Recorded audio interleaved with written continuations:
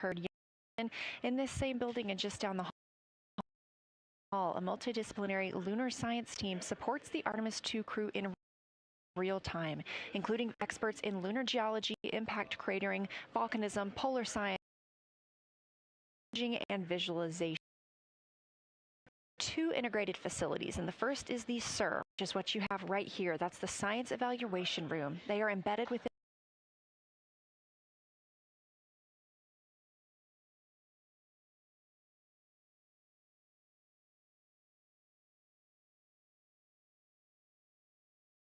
control to provide science input during live operations like what we see today.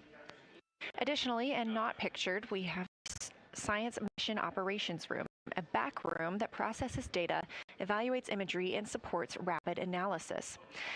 Our science officer on console in Mission Control Houston serves as the primary interface between the science team and the flight controllers, ensuring science priorities are represented during mission execution.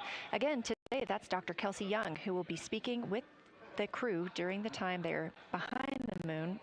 We will be speaking with her once the crew is behind the moon.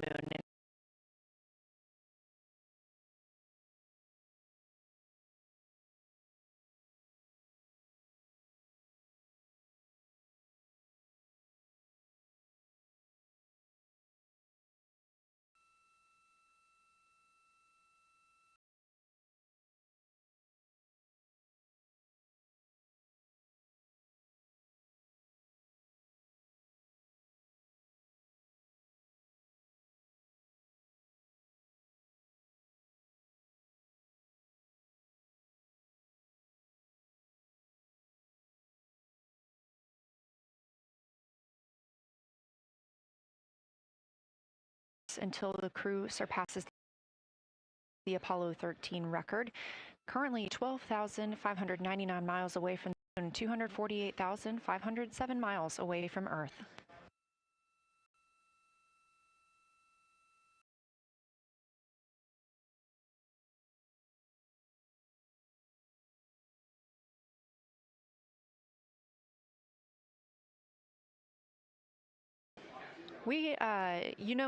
You may also hear the Orion spacecraft referred to today as Integrity.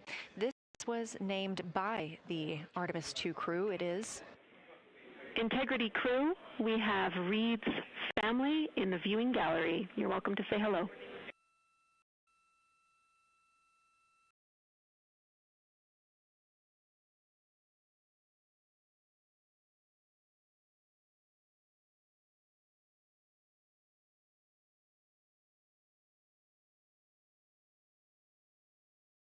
Is absolutely amazing.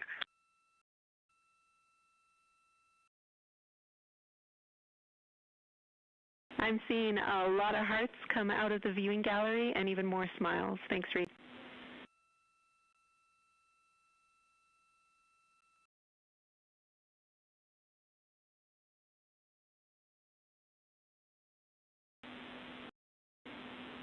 Copy heart, copy bracelet.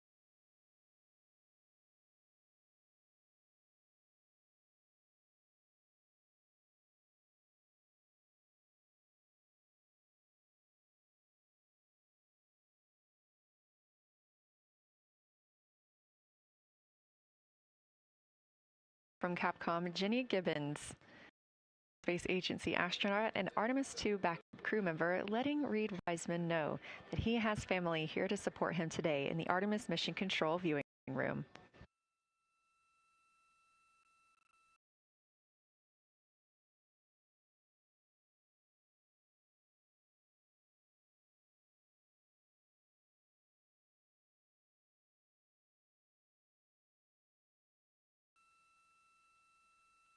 As I was mentioning, we have the Orion spacecraft flying today.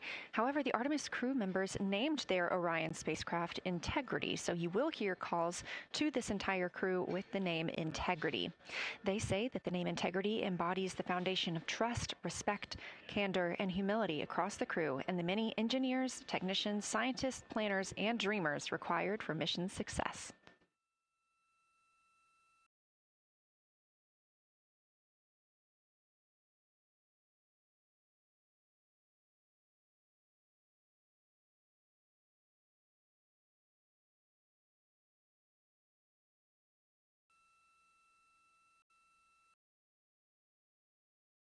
Talked a little bit about what to expect from the crew, whether that's taking photos or making audio recordings.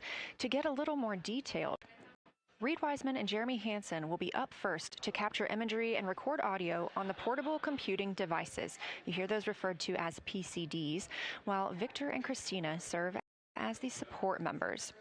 The crew will switch windows and roles halfway through their shift. And 1 hour and 5 minutes later, Victor Glover and Christina Cook will be the next crew members at windows 2 and 3 to take photos and make annotations, while Reed and Jeremy take on those support roles. There are 5 viewing blocks, and the crew will swap out with each one. During 2 of the blocks, the 2 support members will also be able to enjoy their midday meal.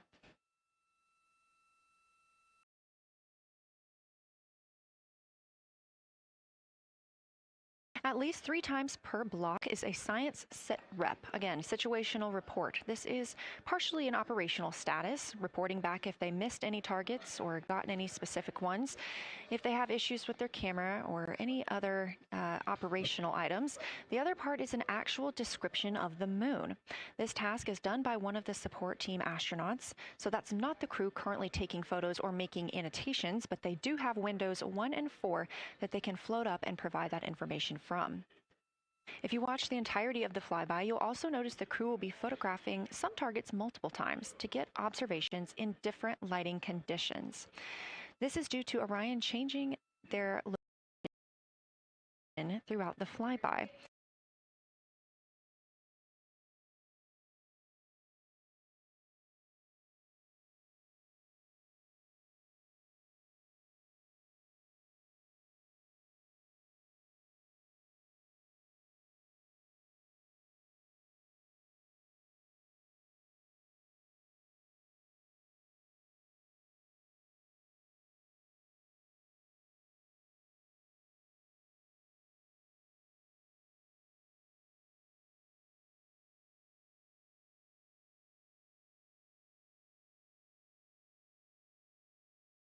Crew will be able to capture in a couple of hours of the same targets in different lighting would take orbiters years to do because of solar and spacecraft positioning.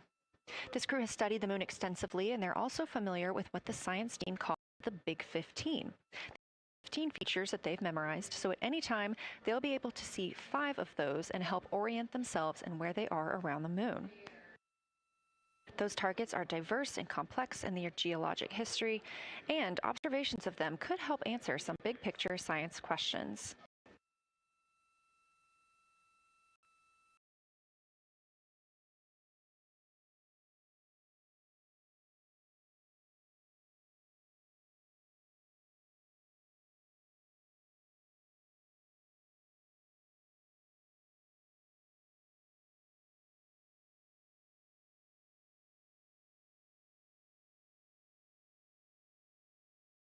If you've been following the mission, you can see that the configuration of the cabin is a little bit different than what it looked like on launch day. After ascent, the crew were allowed to reconfigure their spacecraft, and you can see that they've taken down seats. They have also taken away footrests. This gives them more opportunity to move about the spacecraft.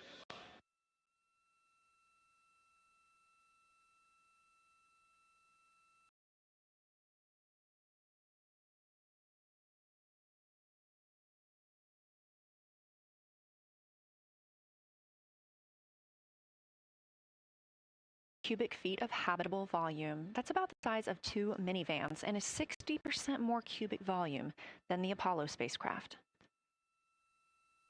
We are standing by for the Integrity crew aboard Orion to surpass the Apollo 13 record.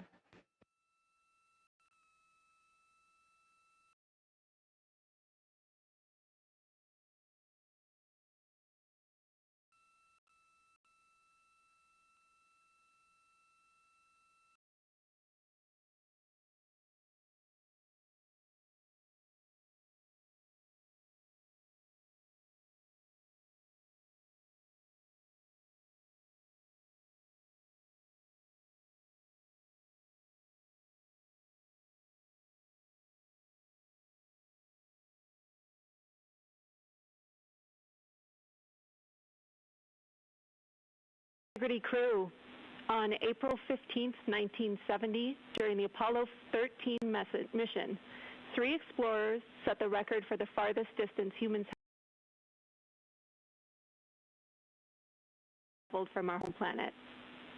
At that time, over 55 years ago, Lovell, Swigert, and Hayes flew 248,655 statute miles away from Earth. Today, for all humanity, you're pushing beyond that frontier. Integrity, over to you.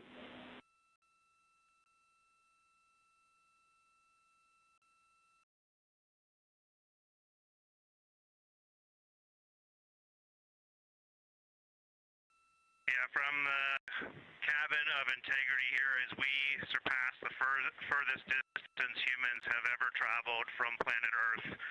We do so in honoring the extraordinary efforts and feats of our predecessors in human space exploration. We will continue our journey even further into space before Mother Earth succeeds in pulling us back to everything that we hold dear. But we, most importantly, choose this moment to challenge this generation and the next to make sure this record is not long-lived.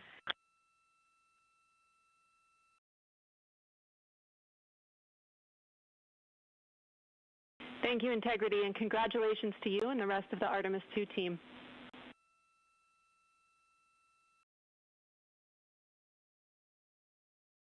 Thank you, Houston. We have a couple more things we'd like to take this moment for.